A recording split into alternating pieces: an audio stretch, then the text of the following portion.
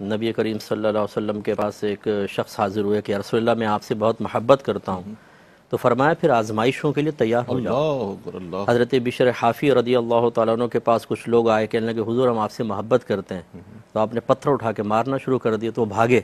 فرمایا یہ کیسا تمہارا دعویٰ تھا، اگر مجھ سے محبت ہے تو میری طرف سے آنے والی تکلیف پہ صبر بھی کرو۔ صبر بھی کرتے تو یہ سمجھا دیا کہ ہم کھانے پینے کے معاملے میں تو بڑی ہماری محبت عروج پر ہوتی ہے، اور جب نبی کریم کی اطاعت کا معاملہ ہوتا ہے، دین کے لیے تکالیف اٹھانے کا ہوتا ہے، اپنے نفسانی خواہشات قربان کرنا، اپنے ذاتی مفادات کو پس پش ڈال کر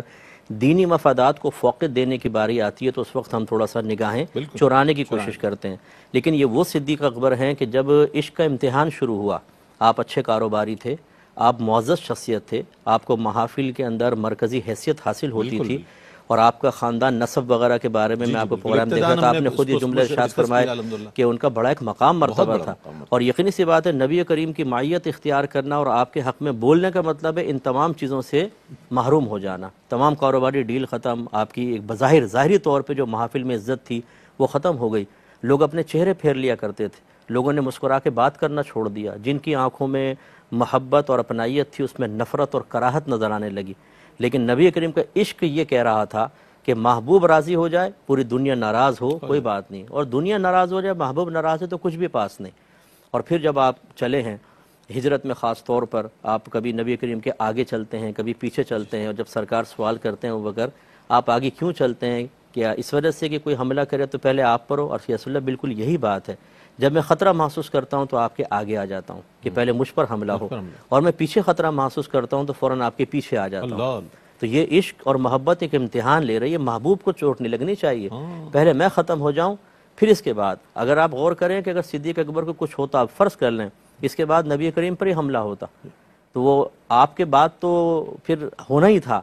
لیکن میرے سامنے کیوں؟ میرے سامنے کیوں؟ محبت اور پیار اس بات کا جان نثاری کا عالم دیکھیں، جان نثاری کا عالم۔ اور پھر جب یہ غار ثور کا مسئلہ دیکھیں، آج بھی آپ دیکھیں وہاں پہ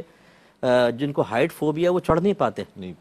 حالانکہ راستہ اچھا بنا دیا گیا ہے، لیکن جب اس پہاڑ کے پاس پہنچے ہیں تو صدیق اکبر رات کا اندھیرا ہے، اجالا نہیں ہے، اور کہتے ہیں رسول اللہ میرے کندھے پہ سوار ہو جائے میں آپ کو لے کے چلتا ہوں۔ اللہ اللہ، آپ یہ دیکھیے سرکار کو اٹھا کر اور چڑھنا اس پہاڑی کے اوپر، یہ عشق جو ہوتا ہے نا، عشق اور محبت یہ آدمی میں وہ طاقت پیدا کر دیتا ہے۔ اور سنگلاخ پہاڑ ہے، اب تو آپ فرمانے راستہ ہموار ہو گیا، تو راستہ ہموار بنا دیا گیا چڑھنے کے لیے، اس وقت کو آپ غور رات کیجئے، کا اندھیرا ہے، رات کا اندھیرا ہے، اور جیسے غار میں جا کر آپ نے جیسے فرمایا آپ نے کہ وہ سوراخ بند کر رہے ہیں، تو درمیان میں بھی تو سوراخ ہے نا، کوئی بھی جانور حملہ کر سکتا ہے، کیڑا کانٹا، اور رات میں آپ کو پتہ ہے رات کے حشرات الارض باہر نکلتے ہیں، لیکن سرکار کو لے کے وہاں پہنچنا اور پھر سرکار کو ٹھہرا کے رسول اللہ پہلے میں جاؤں گا، اندر جا کے تمام سوراخ بند، اور پھر وہ کہتے ہیں اس شاک کہ وہ سانپ عرصہ دراز سے اللہ کی عطا سے اس کو الہام تھا کہ نبی کریم تشریف لائیں گے تو وہ زیارت چاہتا تھا، وہ حملہ کرنا نہیں چاہتا تھا۔ صدیق اکبر نے انگوٹھا لگایا تو اس نے پھر پیار سے ذرا مظاہرہ کیا تو وہ اثر اس کا ظاہر ہوا، لیکن سرکار گود میں تھے، صدیق اکبر ہلے بھی نہیں، کیونکہ عشق اس بات کا تقاضا کرتا ہے جان چلی جائے محبوب کی نیند خراب نہیں ہونی چاہیے، لیکن وہ آنسو جب ٹپکے ہیں تو سرکار چہرہ اقدس پر آ گئے، تو سرکار نے فرمایا صدیق کیا ہوا؟ اس کے رسول اللہ شاید کسی جانور نے کاٹ لیا ہے، سرکار نے اپنے لعاب دہن اقدس لگایا اور وہ ٹھیک ہوا۔ تو خلاصے کرام یہ کہ صدیق جو کرنا تھا وہ کر گزرے، وہ تو اللہ نے زندگی رکھی تھی تو باقی رہے۔ تو عشق اور محبت اسی بات کا تقاضا کرتا ہے کہ کہیں تو عقل عشق کے آداب سکھاتی نظر آتی ہے عقل، اور کہیں عشق یہ کہتا ہے عقل کو کہ اب تم سو جاؤ، اب اگر عقل درمیان میں آ گئی تو عشق متاثر ہوگا۔ دونوں مظہر ہمیں ادھر نظر آتے ہیں۔ سبحان اللہ۔